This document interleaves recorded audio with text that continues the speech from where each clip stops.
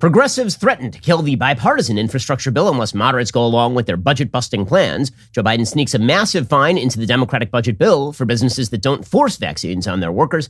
And the Biden military infrastructure finally admits Joe Biden's enormous Afghanistan screw-up. I'm Ben Shapiro. This is The Ben Shapiro Show.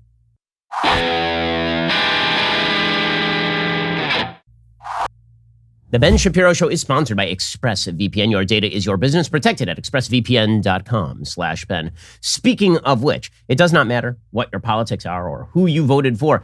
Everybody should have the right to express themselves freely without big tech using their information against them. This is one of the reasons I use ExpressVPN. If you've ever wondered how free-to-access tech giants make all their money, the answer is they track you, your searches, and your video history and everything you click on, and they build a profile on you, and then they sell off your sensitive data to advertisers, for example. When you use the ExpressVPN app on your computer or your phone, you anonymize a lot of that online presence by hiding your IP address. That makes your activity more difficult to trace and sell to advertisers. What's more, ExpressVPN encrypts 100% of your network data to protect you from eavesdroppers and cyber criminals. What I like most is how easy it is to use. It takes just one click to protect all of your devices, which is why ExpressVPN is rated #1 by both CNET and Radar. So let's stop allowing big tech to revoke our right to free speech. Why not revoke their right to your data instead? Secure your internet with the same VPN I use for online protection. Visit expressvpn.com/Ben. That's expressvpn.com/Ben. Get 3 extra months for free with that exclusive web link. Go to expressvpn.com/Ben right now to learn more. Alrighty, so today is supposedly 0 hour.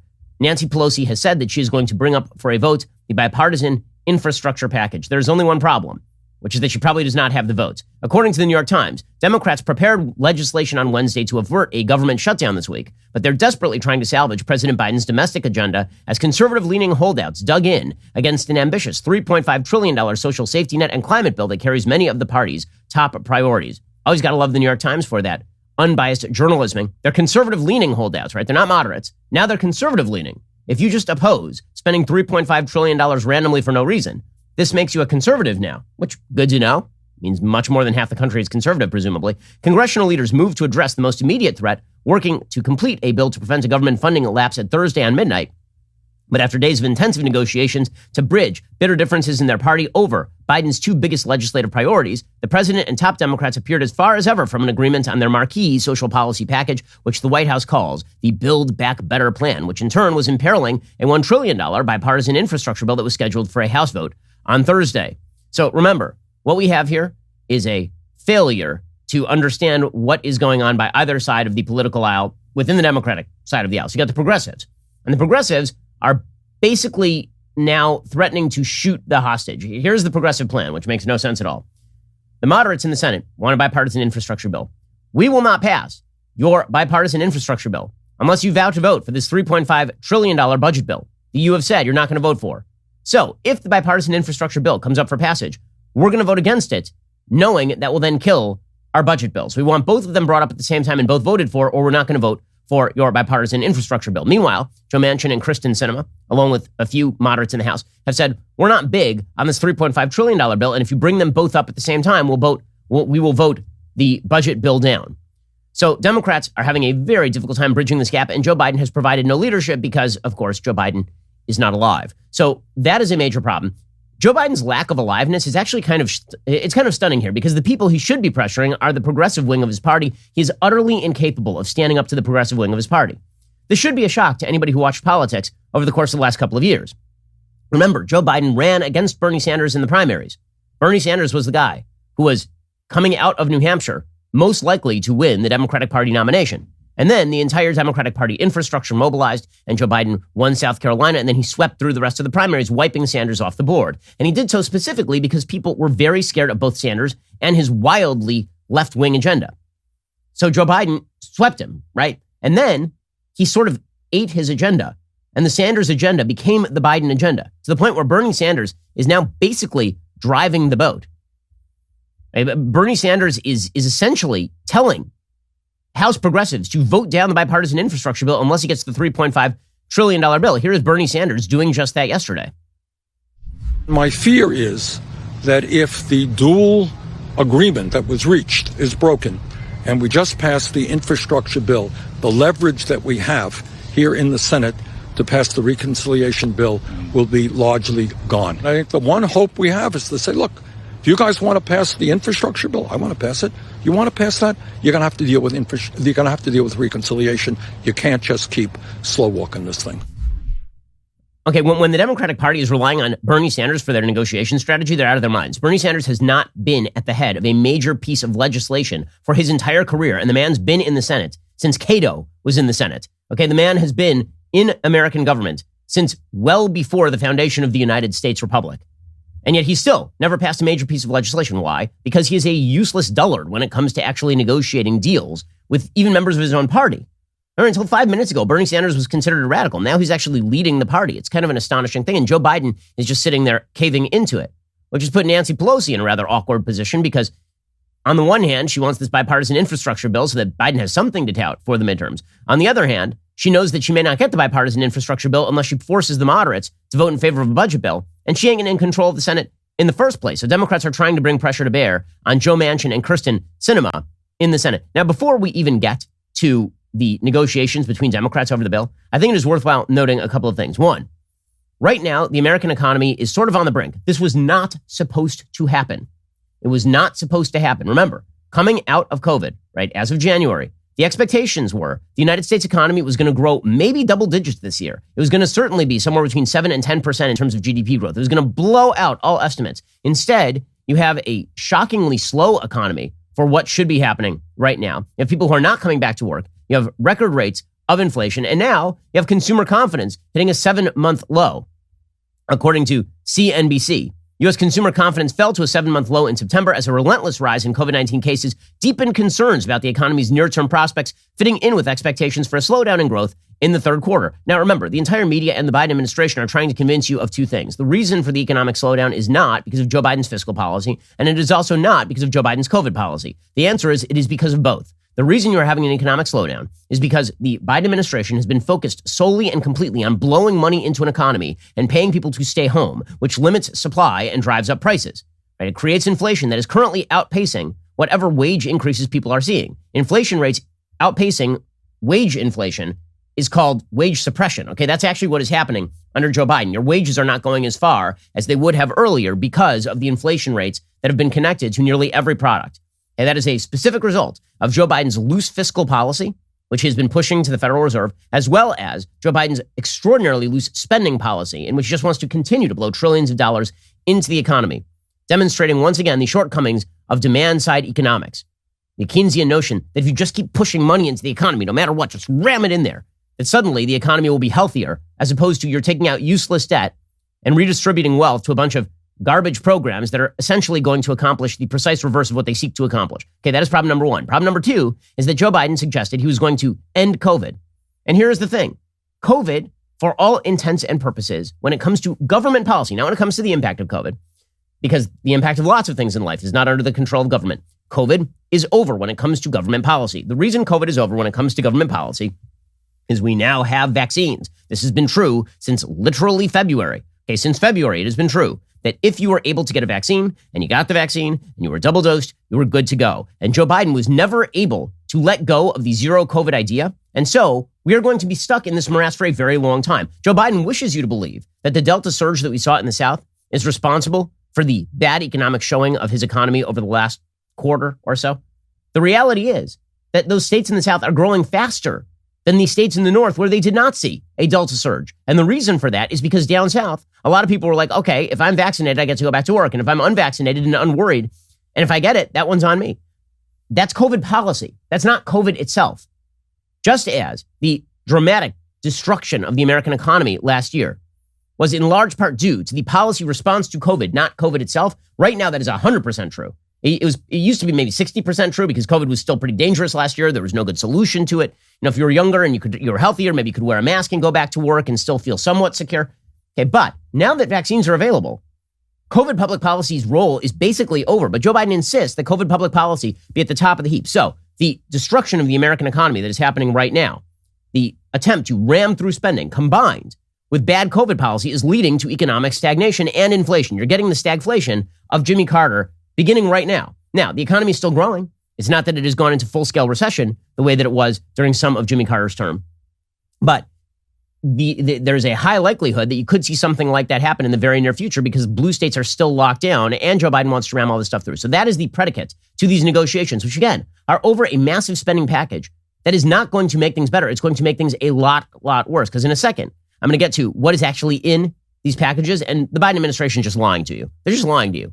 What this is all about, always and forever, is make more Americans dependent on government so that more Americans will vote for Democrats, so that more Americans can be dependent on government, and we can move slowly toward the social democratic systems of Sweden or Norway, and we can slowly decline as a world superpower and as the world's economic leader, and we can become sort of a second-rate European nation. That's sort of the goal here. Okay, and then we'll all be comfortable because equality will have been reached. Of course, America, by the way, with the Swedish system does not look like Sweden. The reason for that is because America is not Sweden. And to try and simply transplant all of the economic institutions of Sweden to the United States would be radically unsuccessful in a wide variety of ways. You cannot just take, the same way, you can't just take American-style republicanism and just drop it into Afghanistan and say it's going to work here. You can't just take all of the governmental systems that are in places like Sweden and Norway, where they have very high levels of cultural homogeneity, where they have extraordinarily high levels of social fabric. You can't take all that stuff and just drop it in the United States and expect that it's going to work exactly the same way, because it absolutely will not. It is worth noting that when you look at Sweden and Norway, their life expectancy outpaced the United States before they had any of these socialistic systems in place over there. As of the 1930s and 40s, they were still outpacing American life expectancy by about the same amount as they currently outpace American life expectancy, for example. And conversely, if you take Swedish Americans or Nordic Americans and you measure their incomes in the United States versus Sweden or Norway, they're much higher in the United States. Okay, so we'll get to what's actually in these bills in just 1 second. First, let us talk about a simple fact. You need life insurance. If you are a responsible person, you need to make sure your family is taken care of in case, God forbid, something bad should happen to you.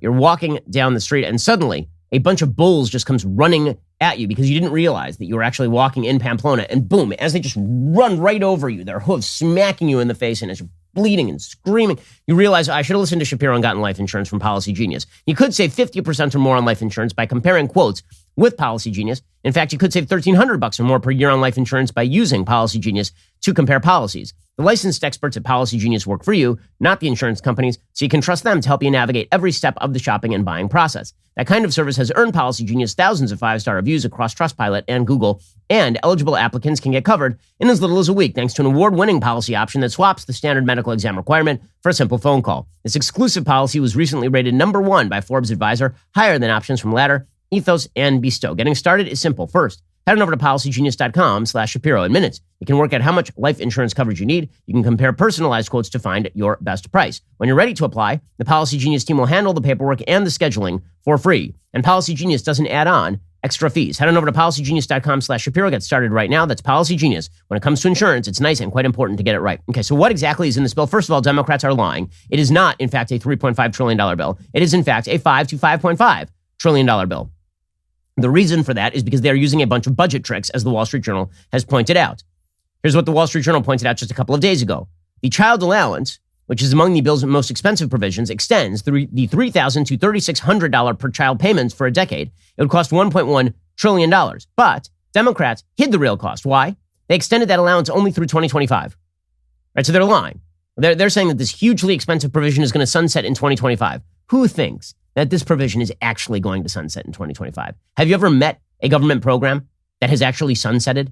It doesn't happen. Okay, government programs, as Ronald Reagan was fond of saying, are the only thing in life that is guaranteed to have everlasting life. If you're searching for the fountain of immortality, if you're searching for the fountain of youth and immortality, there is no better place to find it than in a government program. Democrats are also using a different time shift to disguise the cost of their Medicare expansion, says the Wall Street Journal. New vision and hearing benefits would kick in over the next 2 years and cost about $20 billion a year. But Democrats are delaying the phase-in of the dental benefit to 2028, which, quote unquote, saves $420 billion over 10 years. But then it phases in 2028, and boom, huge new costs, which are not taken into account because when you actually measure the cost of the bill, you do it over a 10-year period. So all you have to do is set a time bomb off to go off in year 9. And then none of the costs are measured in that 10-year period. Then there is the new universal child care entitlement, which gives $90 billion to the states, but only from 2022 to 2027. The bill limits household costs to a share of income on the sliding scale. None would pay more than 7% of income, no matter how much they earn or how many children they have. What happens when that $90 billion runs out, which could occur before 2027? Well, the bill then automatically appropriates such sums as may be necessary for each of the fiscal years 2025 through 2027. Democrats are also charging states with standing up a universal pre-K entitlement, which would start next year and run through 2028. Biden's budget projects this new entitlement would cost $33 billion a year if fully phased in. Initially, the feds would pick up 100% of the cost, but then Washington's share is supposed to decline to 60% by 2028. Okay, so that means it's a federal cost, and then it lowers. Where does the rest of the cost go?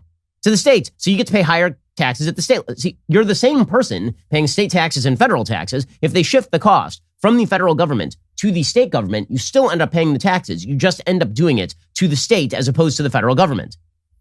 Democrats are also going to pay 100% of average state tuition and fees for students at community colleges in 2023, but 80% by 2027.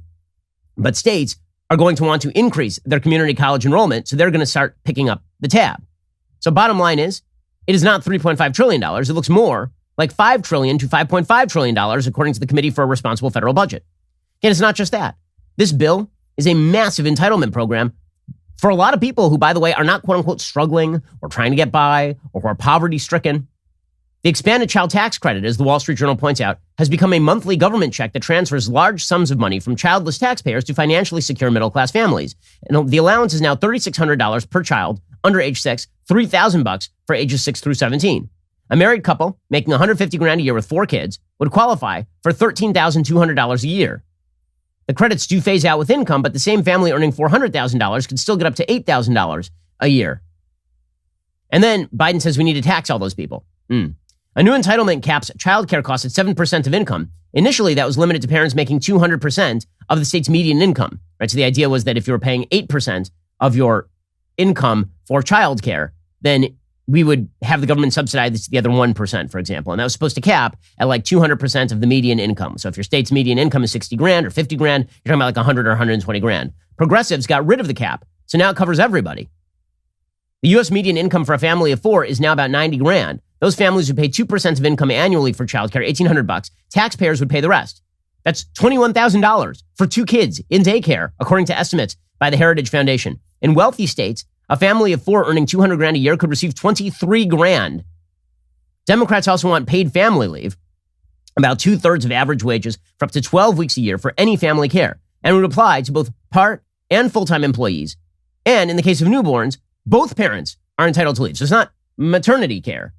It's both, right? So my wife and I get to take off 12 weeks and get 2/3 of our salary paid. This means a married couple with a newborn, each earning $200,000, could collect more than $1,000 in weekly benefits each, resulting in $24,000 of paid leave in 1 year. A couple making 100 grand each would each be eligible for roughly the same amount.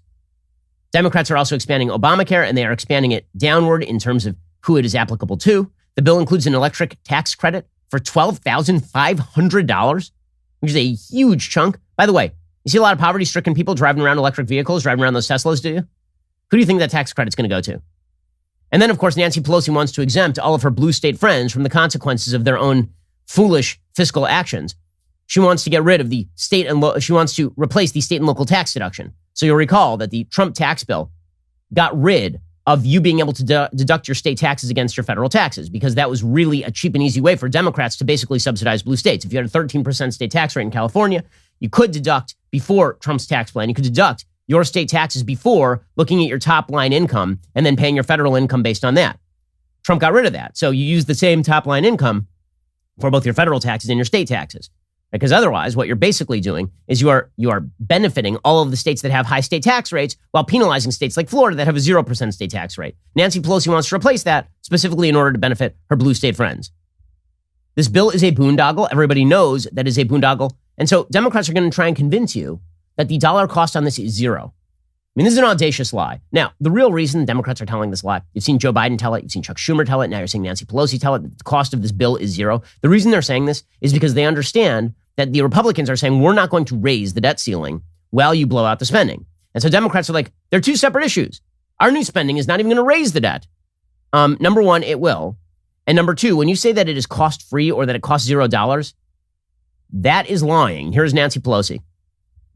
The president is negotiating, as is well known. I keep reading it in the Daily Metropolitan Journal about that, and it is what is happening. And we're hoping that we can come to a place. It's not about a dollar amount.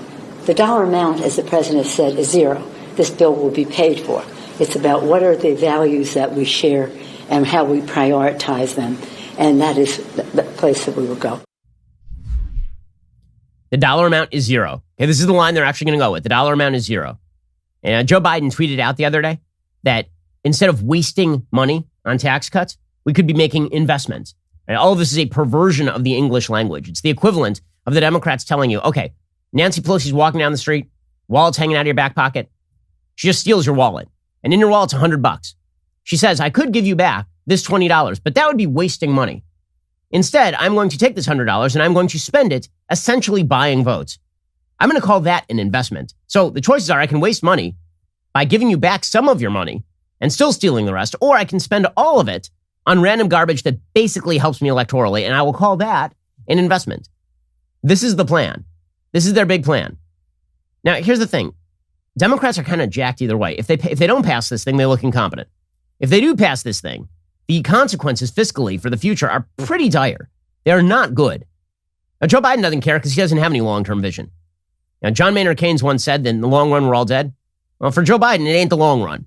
Right? He understands that his legacy is very much tied to what happens right here, but he's not really leveraging any bit of his presidential power to get the progressives to fall in line and at least get something done here, which is kind of astonishing.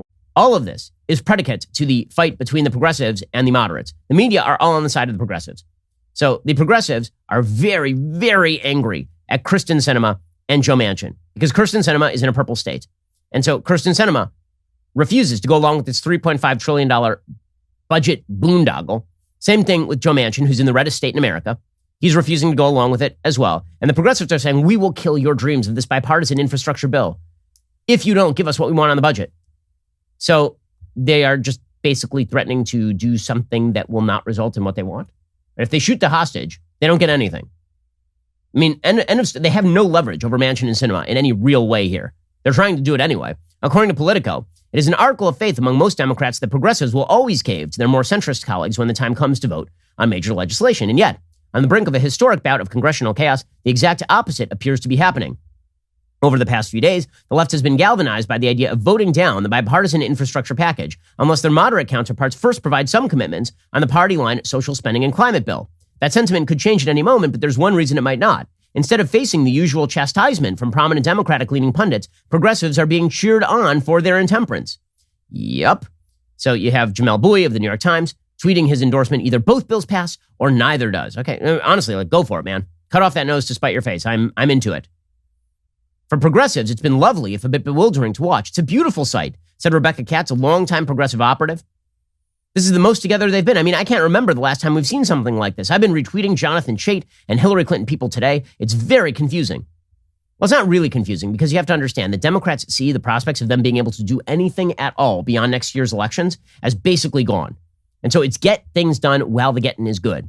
And so when they look at Manchin and Sinema, who both wish to hold their seats, instead of saying to themselves, you know what, a little bit of incrementalism might go a long way, they've said we are going to go for broke. Now, maybe this comes from just an outside sense of confidence in the aftermath of Biden's victory. There's an outside sense of confidence among Democrats after 2012 that they would never lose an election again. And then, of course, they lost the election of 2016.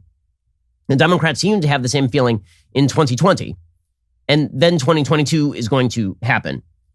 If they were not quite so confident, they might have approached this in some sort of incremental fashion, pass the bipartisan infrastructure bill, come back to another bill that's $2 trillion, probably get that. Instead, they've decided to go for broke because they feel like if we don't do something big and splashy right now, then how can we hold our heads high even as we enter minority status? And so they are very, very angry at Kyrsten Sinema. So according to the New York Times, Kyrsten Sinema is at the center of it all. Some Arizonans wish she weren't. Well, there's only one problem. Kyrsten Sinema still holds 56% approval rating among Democrats in Arizona. So she's doing fine. But the New York Times is trying to press Sinema. And the media, our journal activists, are trying to push these Democratic moderates into abandoning their positions. This is why every 30 seconds for the last 7 months, 8 months, 9 months, they've been asking Manchin and Sinema whether they are going to kill the filibuster. And every 30 seconds, Manchin and Sinema are like, nope. And so the media come back 30 seconds later, like, have you changed your mind yet? They're like my kids in the car on the way to Disneyland. No, we're not there yet. No, we're not there yet. Okay, Manchin and Sinema are not going to get there. According to the New York Times, when Ms. Sinema famously gave a thumbs down to a $15 minimum wage and refused to eliminate the filibuster to pass new voting rights laws this year, Jade Duran, a Democrat and biomedical engineer from Phoenix, decided she was fed up. She joined dozens of liberal voters and civil rights activists in a rolling series of protests outside Ms. Sinema's Phoenix offices, which have been taking place since the summer. Nearly 50 people have been arrested. It really feels like she doesn't care about her voters, said Ms. Duran, 33, who was arrested in July at a protest. I will never vote for her again. Well, there's only one problem, which of course is that if she had the Green Party activists backing her, then she probably would not be able to win in Arizona. Remember, Kristen Sinema very narrowly won her seat. She was not supposed to win her seat because of all of her bad old comments about everything ranging from the war in Afghanistan to LGBT issues. And then she won. And now she's turned out to be one of the more moderate members of the Senate. And so she will probably hold her seat, or at least she has a very good shot of holding her seat.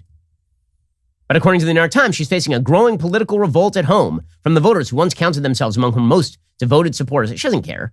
The reason she doesn't care is because these are not the people who are going to make or break her. See, Sinema understands something that Joe Biden clearly doesn't, which is where her bread is buttered. Her bread is not buttered by the people who are protesting outside her office. Her bread is buttered by the people who are the swing voters in the state of Arizona. I mean, frankly, I hope that the progressives get their way and they knock over Sinema and they nominate somebody who's really radical and then they lose the seat. That would be good. That's fine with me. But it's amazing to watch as the radical left goes after Kristen Sinema and Joe Manchin as well. We'll get to that in just 1 second. First, let's talk about the fact you don't want to go to the auto parts store, because who wants to go to the auto parts store? Like, what the hell's the point? You stand there for a really long time, finally get to the front of the line, and then there's some guy who really doesn't know what he's talking about, and he stands there, has to call his manager because you need a specific part, and then he's like, bro, we don't have it. It's out of stock. And turns out Beto O'Rourke's behind the counter. He's like, yeah, we got to order it. Yeah, bro. And you're like, when will it be in? 2 weeks. It'll cost you $300 extra. Okay. Or I could just go online at rockauto.com at home and just do this myself. Rockauto.com always offers the lowest prices possible rather than changing prices based on what the market will bear the way that airlines do. Why spend up to twice as much for the same parts? Furthermore, prices at rockauto.com are always the same for professionals and do-it-yourselfers. They're a family business serving auto parts customers online for 20 years. Go to rockauto.com, shop for auto and body parts from hundreds of manufacturers. The catalog is unique. It's remarkably easy to navigate. You can quickly see all the parts available for your vehicle, choose the brands, specifications, and prices you prefer. Head on over to rockauto.com right now. See all the parts available for your car or truck. Write Shapiro in their How Did You Hear About Us box so they know that we sent you. Alrighty, so the progressive wing has been assailing Kristen Sinema, apparently in the odd belief that if they please Mehdi Hasan on MSNBC, that somehow this is going to get Kristen Sinema to change her mind, which is really, really dumb. Honestly, it's the equivalent of people fulminating on Fox News about Susan Collins.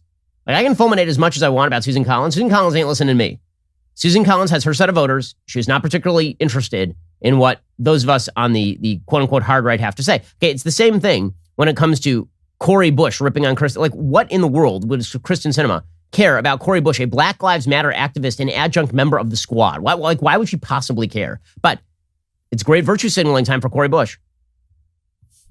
It is sickening to me that there are people who will just push aside those that need these deep housing investments. What we're talking about is saving lives right now. We need that prescription drug reform, and to say, oh, you know what? You can continue to have to worry about whether you're going to pay your rent or get the life-saving medications that you need, because you know what? My donors are the ones who have me here. You know, it's sickening, but I'm speaking to her humanity, and I hope she hears me.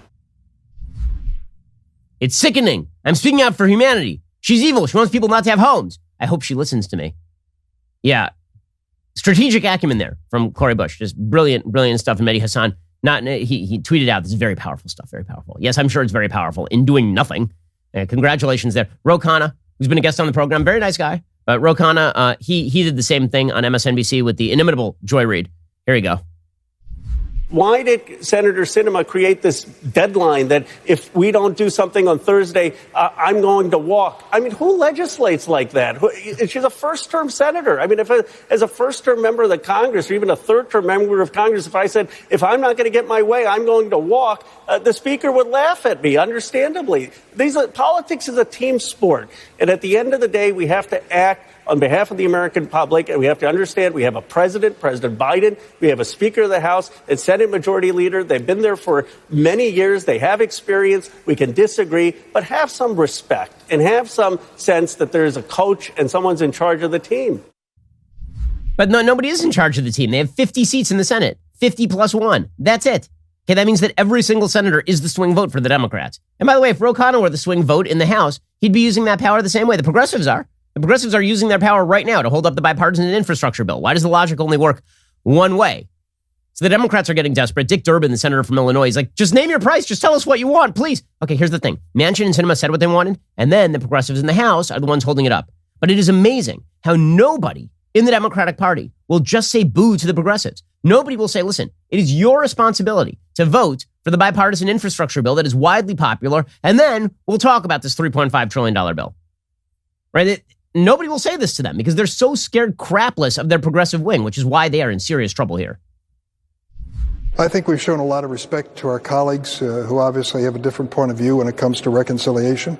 There's been meaningful negotiation that's gone on for weeks. The president has been involved personally. I've never seen a president engage this way since Barack Obama's days with the Affordable Care Act. So we're all in, all aboard. Now it's time, I would say, for both senators, make your mark and close the deal. What is it that you want? What is your final goal? It's time to stop talking around it and speak directly to it. What do they want? They've made very clear what they want. In fact, Joe Manchin, I could say that Joe Manchin put out like a very long statement explaining precisely what he wants.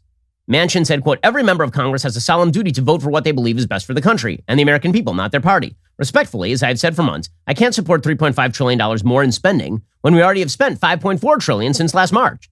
At some point, all of us, regardless of party, must ask a simple question. How much is enough? By the way, he's not wrong. Unemployment rates rose. The unemployment filings, again, rose for the third straight week to 362,000 this week. Why? Because you're paying people to stay home. Because you're inflating the currency. Because you're inflating the prices.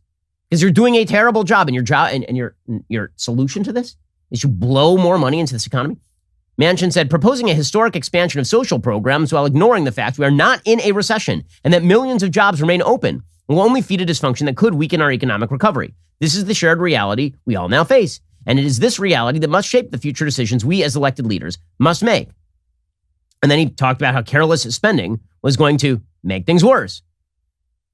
He says, since the beginning of this reconciliation debate, I've been consistent in my belief any expansion of social programs must be targeted to those in need, not expanded beyond what is fiscally possible. Our tax code should be reformed to fix the flaws of the 2017 tax bill and ensure everyone pays their fair share, but it should not weaken our global competitiveness or the ability of millions of small businesses to compete with the Amazons of the world. Overall, the amount we spend now must be balanced with what we need and can afford, not designed to re-engineer the social and economic fabric of this nation or vengefully tax for the sake of wishful spending. In August, says Joe Manchin, I recommended we take a strategic pause to provide time to develop the right policies and to continue to monitor how the pandemic and economic factors are affecting our nation's fiscal situation before we spend more. Throughout September, I've made it clear to all those who would listen the needs to means test any new social programs who are helping those who need it the most, not spending for the sake of spending. While I am hopeful that common ground can be found that would result in another historic investment in the nation, I cannot and will not support trillions in spending or an all-or-nothing approach that ignores the brutal fiscal reality our nation faces. There is a better way. I believe we can find it if we're willing to continue to negotiate in good faith. If there's one final lesson that will continue to guide me in this difficult debate, it's this. America's a great nation, but great nations have been weakened by careless spending and bad policies. Okay, that is a pretty obvious not doing this from Joe Manchin. By the way, he then doubled down on that, and he said, I'm not going to vote for this bill if it doesn't have the Hyde Amendment in it. So Democrats have stripped out the Hyde Amendment, which is federal funding for abortion. He was asked about this by National Review. And he said, that's dead on arrival if they take out the Hyde Amendment. Okay, so meanwhile, Kristen Sinema, right, who's being bashed about, I will say she's a snark fest, Kristen Sinema. She's pretty hilarious. So Sinema apparently was asked by Frank Thorpe, a reporter with NBC News, about all of this. She said, the reporter said, what do you say to progressives who are frustrated they don't know where you are? And Sinema said, I'm in the Senate. And Thorpe said, there are progressives in the Senate that are also frustrated they don't know where you are either. And Sinema said, I'm clearly right in front of the elevator. Okay, here's the thing. The progressives know exactly where she is. That's her point. Her point is, I'm right here. I'm in the Senate, and guess who I'm not answerable to? Progressives in the House. Progressives in the House. Okay, in just a second, We're going to get to Joe Biden's COVID policy, which again, if there are two reasons why the economy is stagnating right now, it is his fiscal policy and it is his COVID policy, and they are not disconnected. We'll get to more on that in just 1 second. First, let's talk about a different kind of sponsor for this particular episode, The Jordan Harbinger Show. It's a podcast you really should be listening to. I know that every day somebody tells you have to listen to some podcast and you nod and you're like, sure, and then you don't listen to it. Well, don't let that happen with Jordan's show, which is totally worth it. Jordan's show, Apple named it as one of its best of 2018. It's aimed at making you a better informed, more critical thinker so you can get a sense of how the world actually works and come to your own conclusions about what's happening even inside your own brain. Each episode is a conversation with a different fascinating guest. When I say there's something for everyone here, I really mean that. In one episode, Jordan talks to a hostage negotiator from the FBI who offers techniques on how to get people to like and trust you. That sounds useful and somewhat disturbing at the exact same time. Also, has a bunch of really interesting conversations with different people, ranging from Scott Adams to Dan Carlin. I don't always agree with Jordan, but he always is interesting. We here at Daily Wire enjoy the show. We know you will too. There's a lot here. Check out jordanharbinger.com/start for some episode recommendations, or search for The Jordan Harbinger Show. That's HARB as in boy, IN as in Nancy, GER on Apple Podcasts, Spotify, or wherever you listen to podcasts. Alrighty, we're going to get to more in just 1 second. Joe Biden doubling down on his garbage COVID policies. First, if you're a video editor whose dream it is to work here at the incredible, unparalleled Daily Wire, now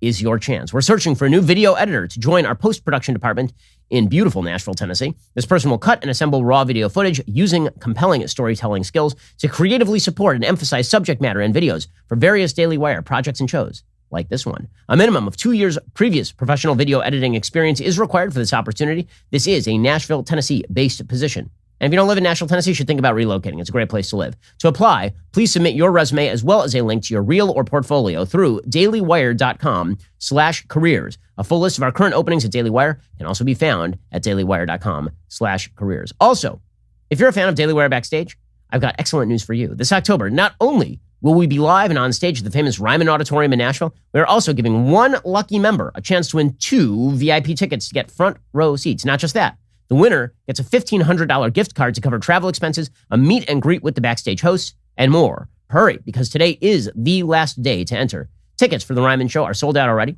This is your one and only chance to get in on the action. Join one of our membership plans with code BACKSTAGE for 25% off. If you're already a member, you will be automatically entered to win. So get ready, because you might just be on your way to Nashville to meet me, Jeremy Boring, Michael Knowles, Matt Walsh, Andrew Klavan, and Candace Owens next month. And remember, today is the last day to enter. So if you don't want to miss out, make sure you enter right now. You are listening to the largest, fastest growing conservative podcast and radio show in the nation.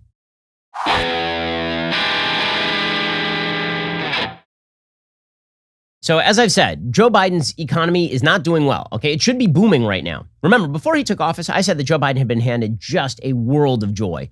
Right, really, he had, because we had a vaccine. The vaccine was going to be put out there. Millions of people were going to get it. A lot of people were going to be immune. We were reaching the end of the pandemic. The artificial destruction of the economy in 2020 was going to simply go away, and we were going to have massive economic growth for the next 2 years. This was my prediction. Joe Biden has somehow singularly screwed up all of that inside of 9 months.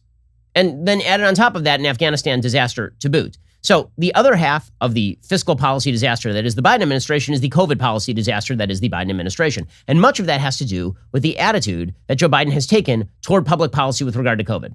Now, here's the reality. The COVID vaccines are extremely effective in preventing hospitalization and death. If you're above the age of 65, then you probably should consider getting a booster. That is not a huge deal. Okay, the fact is that it usually takes a couple of rounds of MMR in order for your kids to be immune to MMR. So is that the end of the world? Does that prove the vaccines are ineffective? No, it doesn't. Okay, and the reality is, even if you don't get a booster, these vaccines remain highly effective against hospitalization and particularly against death. And that's been true, yes, including places like Israel. The reason so many people who are vaccinated have been hospitalized in Israel is because pretty much everybody in Israel has been vaccinated. Okay, so you're getting like the most vulnerable people who have been vaccinated. Maybe a fraction of those people are getting really ill.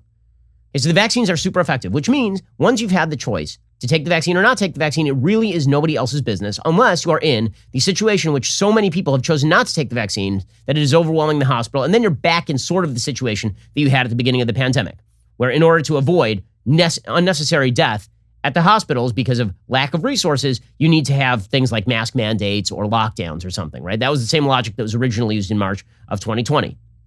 But so long as the hospitals are not being overwhelmed, this pandemic, in terms of public policy, is essentially over. Not in terms of damage to people, in terms of public policy. Joe Biden cannot accept that. because Joe Biden set himself a goal that is unachievable.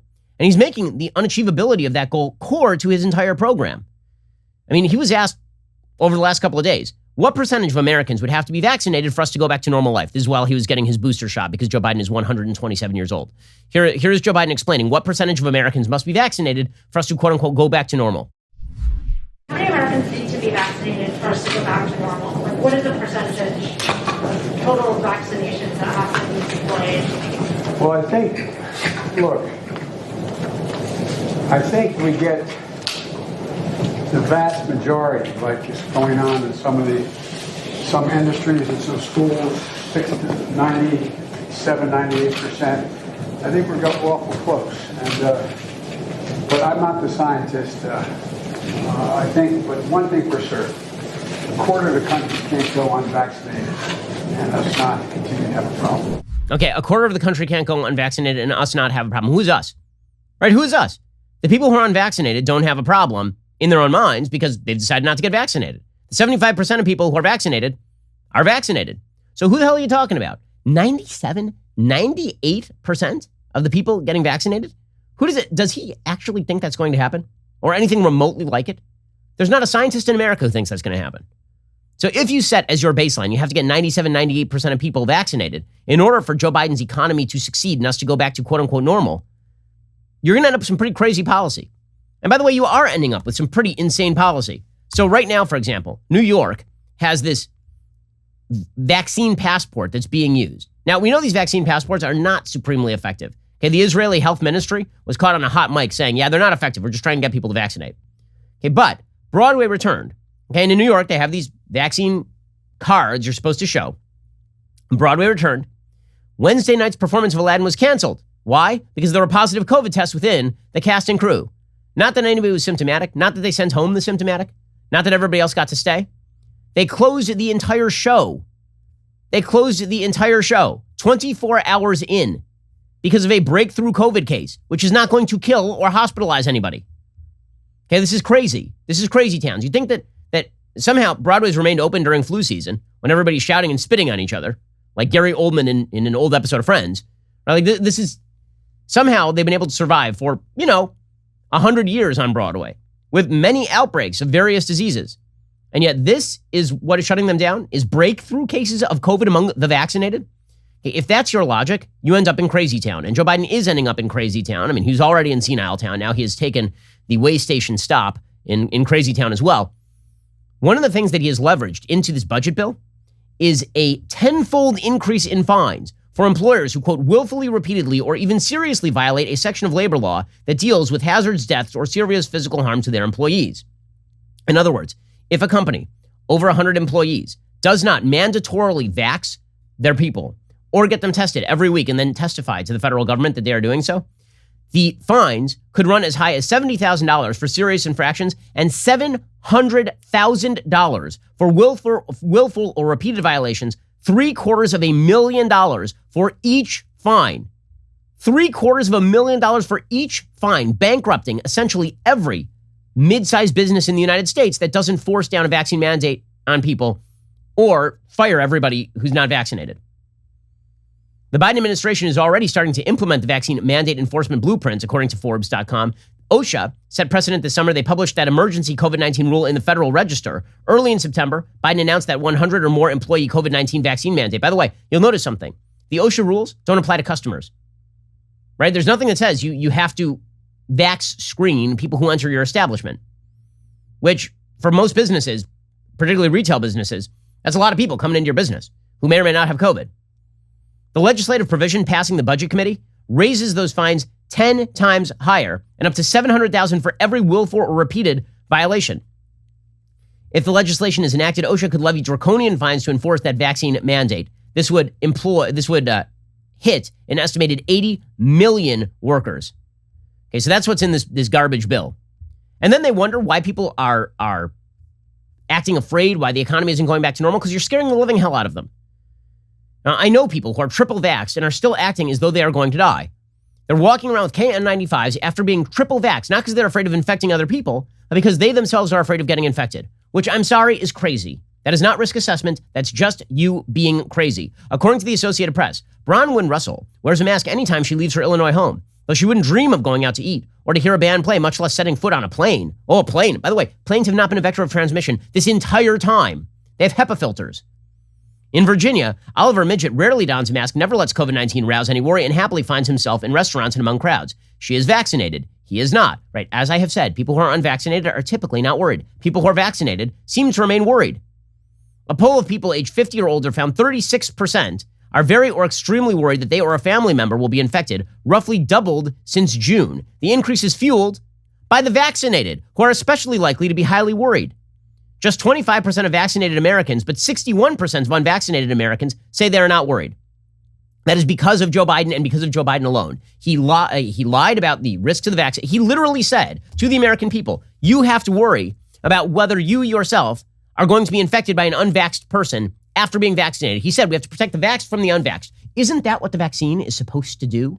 Wasn't that the point of the vaccine? This is why you end up with the worst possible result. Unvaxxed Americans who should be more afraid, which would prompt them to get the vaccine, are not worried. And vaxxed Americans who should be back to living normal life and supporting the economy and supporting their families, they're freaking out because of Joe Biden, because he is an incompetent. Alrighty, well, to back all of this, to back all of this and to try and cudgel people into getting vaccinated, whether or not they would like to do so, the Biden administration continues to push on all fronts. Their latest front is they're pushing pregnant people to get vaccinated. Now, I have family members who are pregnant who have asked about COVID vaccination. I have friends who are pregnant who have asked about COVID vaccination or are about to get pregnant. They've asked about COVID vaccination. And what I've told them is that best available data shows that the vaccines are not only safe for pregnant people to take, best available, not all data, right? Again, we don't have longitudinal data. Best available data shows that the COVID vaccines are less dangerous to your pregnancy than COVID itself. You're more likely to get sick and get your baby sick if you have COVID than you are if you get the vaccine. Right? That's best available data, so far as I'm aware. And doctors like Marty McCary from Johns Hopkins University, who's been our go-to throughout the pandemic, he has said that pregnant women, particularly after the first trimester, should think about getting the COVID vaccine dose 1. And then if you can delay dose 2 until after you've had the baby, then that might be the smartest possible choice. Right? That's sort of been his advice. Okay, now the CDC is coming out and saying that pregnant women should get vaccinated. Now, by best available evidence, I agree. Here's the problem. Here's how the CDC phrased this on Twitter. You ready for this? Pregnant people with symptomatic COVID-19 have a 70% increased risk of death. Only 31% of pregnant people have been vaccinated against COVID-19. Get vaccinated. Find a COVID-19 vaccine near you. Vaccines.gov. So I have a question. Am I supposed to trust you guys on science when you use the term pregnant people? Pregnant people. You scientific experts out there. Pregnant people. What, you mean like my dad's going to get pregnant? I'm going to get... Who are these pregnant people of whom you... Do you mean women? Do you mean pregnant women? Because men cannot get pregnant? The same morons who will tell you follow the science are constantly yelling in your ear that men and women are completely malleable categories that do not exist, when in every major mammalian species, there is sexual dichotomy, which provides the basis for reproduction. And here you are talking about the actual reproductive capacity. We're not even talking about difference between men and women in the workplace. We're talking about actual reproductive capacity, which is the defining feature of male versus female, and you can't even say female. And then you're telling me I need to trust you on the science? I have questions. I think a lot of people have questions. It's amazing how few of these people are willing to look in the mirror and take a little bit of blame for the fact that they've completely debunked their own credibility. And by the way, if you then suppress conversations about this stuff, you're not helping yourself. So YouTube has now announced that they're going to ban anti-vax activists from YouTube. Now, again, there's no one on the right who's more pro-vaccine than I am. You can go back to 2015. I was talking about vaccine mandates for childhood diseases. I was talking about how pro-vaccine I was and how the anti-vax movement was a real problem in the United States. Okay, so there you will find no one on the right who's more openly pro-vaccine than I am. It is patently crazy for you as YouTube, a platform, to be banning quote-unquote anti-vax content in the name of somehow getting people to vax. You think all the people who are watching that anti-vax content, now that you've banned it, are going to think, oh, well, you know, they banned it on YouTube. I guess now I believe them. Suppression of viewpoint is typically a very bad way of convincing people who are curious about the viewpoint that the viewpoint is bad. It usually makes them more curious about the viewpoint. YouTube is apparently taking down several video channels associated with high-profile anti-vax activists like Joseph Mercola and Robert F. Kennedy Jr. who experts say are partially responsible for helping seed the skepticism that's contributed to slowing vaccination rates across the country. As part of a new set of policies aimed at cutting down on anti-vax content on the Google-owned site, YouTube will ban any videos that claim that commonly used vaccines approved by health authorities are ineffective or dangerous. The company previously blocked videos that made those claims about COVID vaccine, but not for ones like measles or chickenpox. Misinformation researchers have for years said the popularity of anti-vaccine content on YouTube was contributing to growing skepticism of life-saving vaccines in the United States and around the world. Vaccination rates have slowed. About 56% of the U.S. population has had 2 shots, compared with 71% in Canada and 67% in the UK. And of course, President Biden is blaming social media companies as opposed to his own institutional lack of credibility. You'll notice the partisan gap in terms of vaccination rates. That is not a giant surprise, considering the people who trust the media are taking the vaccine, and the people who don't trust the media are not taking the vaccine as much. Now, people across the board should be taking the vaccine. But if you think that then suppressing alternative sources of media is going to be the way that you actually convince people who are anti-vax that you are trustworthy, you are crazy. And you're particularly crazy when you simultaneously say that speech is your core value. So YouTube recently announced, Susan Wojcicki, she recently announced that YouTube's core value is free speech. Also, we are going to be suppressing particular apps from Alexei Navalny, who is Vladimir Putin's chief rival. And now a lot of people are going to look at this and they're going to say, you mean the same company that is suppressing rivals to Vladimir Putin is suppressing anti-vax content? Weird how that works. That doesn't seem like people who are committed to the truth. It seems like people who are committed to whatever gets them ahead today. That would not be a wild conclusion to draw. Here's Susan Wojcicki. One of the things that is important to us at YouTube is the fact that we do enable so many voices and that we do enable people to express themselves and really celebrate the freedom of speech. And we certainly, that's a core value of ours. Navalny said that YouTube deleted a video, one of his videos. Was that at the request of the Russian government? I mean, we certainly get requests from governments, and we look and consider why are we getting the request, what's actually happening on the ground, and based on a whole bunch of different factors, we make a decision. Okay, would those bunch of different factors be making money in coordination with governments like the Russian government or like the Biden administration? Would those have anything to do with anything at all? Funny how all of the people on the left who are constantly worried about big tech and government working together, the threats of centralized power, suddenly when it comes to the governments that they like telling big tech what to do, they are very much in favor of the hijacking of big tech in favor of their favorite policy proposals. Fascinating how that works. Okay, meanwhile, over the last couple of days, while I was out for the final of the Jewish holiday, so don't worry, I won't be taking any more breaks in the near future. Over the past couple of days, there have been a bunch of hearings in the Senate over the debacle in Afghanistan. And it is well worth pointing out that now, finally, after, we've been out of there for about a month, and 100 Americans are still trapped behind enemy lines minimum, and thousands of green card holders are trapped behind there, and tens of thousands of SIV holders are trapped behind enemy lines, with the Taliban hanging people in central squares in cities like Herat and cutting off hands again and pushing women back into the basement and all of that. Now we're finding out that this was all a bad idea. Who could have thunk? Now, General Milley, the all-powerful, almighty General Mark Milley, he came out and said, oh yeah, we lost the war. Yeah, no bleep, Sherlock. You did. Well done. There's a whole series of decisions that take place over 20 years. I don't think that whenever you get some phenomena like a war that is lost, and it has been, in the sense of we accomplished our strategic task of protecting America against al-Qaeda, but certainly the end state is a whole lot different than what we wanted. So whenever a phenomena like that happens, there's an awful lot of causal factors, and we're going to have to figure that out. Oh, well, I mean, one of those causal factors would have been the complete withdrawal of American troops without any sort of plan for upholding the Afghan military, withdrawing all air support, withdrawing all civilian contractors, and then withdrawing the military before any of the civilians could leave. Maybe I don't know, just a guess. I had a couple of guesses there. I think maybe some of them are accurate. Then Milley apparently, in a confidential briefing, he apparently directly blamed the State Department. He said officials waited too long to order the operation out of Kabul's airport. 2 days of testimony from Milley, Defense Secretary Lloyd Austin, and General Frank McKenzie, head of CENTCOM, underscored the finger-pointing and deep divisions between state and the Pentagon. Lawmakers are demanding accountability over the Biden administration's chaotic exit from Afghanistan, including the failure to evacuate thousands of at-risk Afghan allies and leaving without evacuating all Americans. The State Department delayed evacuations at the order of President Biden. After Afghan President Ashraf Ghani warned that evacuating Afghan allies earlier would destroy morale and lead to the collapse of the government. During a closed-door session after Tuesday's public testimony, Senator Tammy Duckworth directed a general question to Austin about lessons learned from the withdrawal. And Milley jumped in to say the evacuation of civilians needed to happen earlier. So Milley was like, it wasn't us, it was the State Department. Remember, Joe Biden said there was virtual unanimity inside his administration. His military folks were just backing what he had to say. Lies.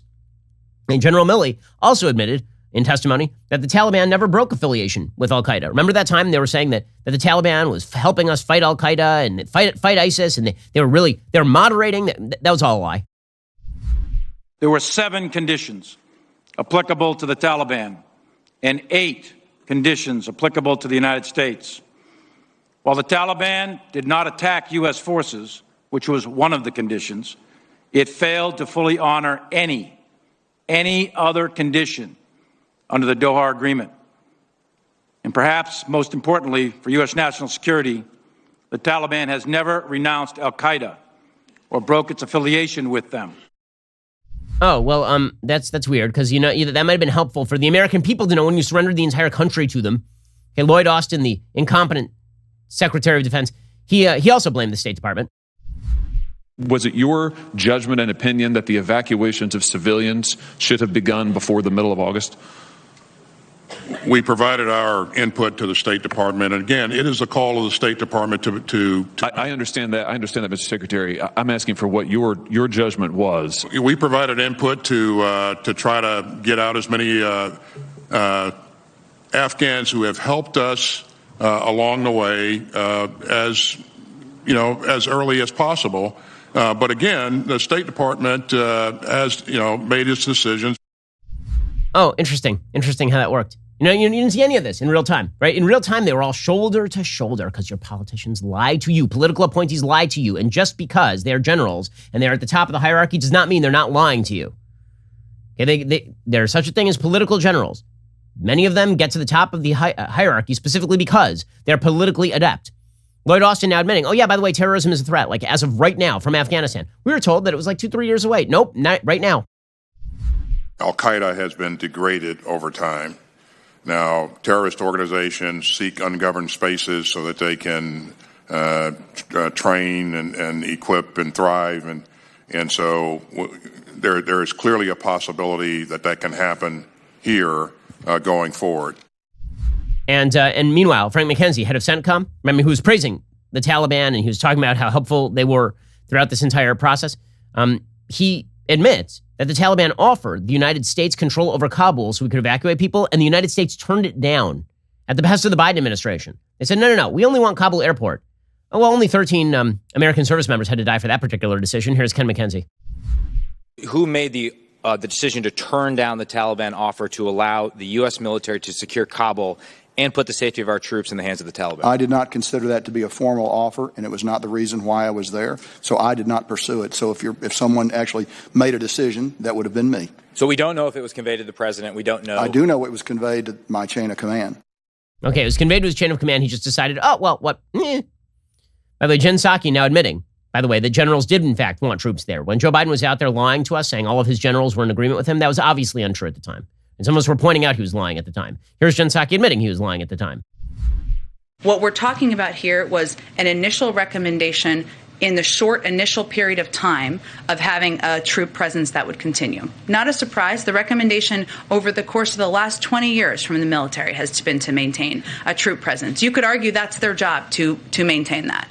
The president's view when making a risk assessment, when reviewing his options, was that he did not want to escalate the number of troops we had in Afghanistan. He did not want to risk losing more troops. He did not want to go back at war with the Taliban. Okay, so bottom line, it was Biden's call, even while Biden was blaming everybody else. What a bleep show this administration is. I mean, truly and honestly, it is such a bleep show. And here's the thing. Joe Biden, right, that senile old guy, what's waiting in the wings is way worse than Joe Biden. And Kamala Harris is way worse than Joe Biden. This is why Democrats have to be in a state of low-level panic that is quickly rising to high-level panic. I mean, they're moving from DEFCON 3 to about DEFCON 2 right now. Because if they end up with Kamala Harris as a candidate in 2024 after this bleep show of an administration, they are in serious, serious trouble. How bad is Kamala Harris, by the way? Kamala Harris is so bad at this that yesterday she was confronted by a student at some sort of speech, and the students started just spewing anti-Semitic garbage about Israel. They said, saying that Israel was involved in a quote-unquote ethnic genocide, okay, which is just an anti-Semitic lie. It is just a Jew-hating lie. There is no support for it. And Kamala Harris, because she's incompetent and terrible at this, immediately granted it credence. Over the summer, there have been protests and demonstrations in astronomical numbers standing with Palestine, but then just a few days ago, there were funds allocated to continue backing Israel, which hurts my heart because it's an ethnic genocide and the displacement of people, the same that happened in America. Okay, and Kamala Harris nods while that is happening, and then she suggested, quote, I'm glad you did, about this girl asking the question. I'm glad you did. I'm glad you did. Again, this is about the fact that your voice, your perspective, your experience, your truth should not be suppressed. Woo! Okay, so that's waiting in the wings for the Democrats. No wonder they are in a state of panic. They should be. They should be. This administration here's the thing. Whether or not they pass this bipartisan infrastructure bill, whether or not they pass this budget bill, they've got a major problem on their hands, and they should. They're bad at governing. Their ideas are wrong, and their politicians are both incompetent and poor at their actual public-facing jobs. All of which, says that there is not a bright future for this particular administration. Alrighty, we'll be back here a little bit later today with an additional hour of content coming up soon. The Matt Walsh Show airs at 1:30 p.m. Eastern. Be sure to check it out over at dailywire.com. I'm Ben Shapiro. This is The Ben Shapiro Show.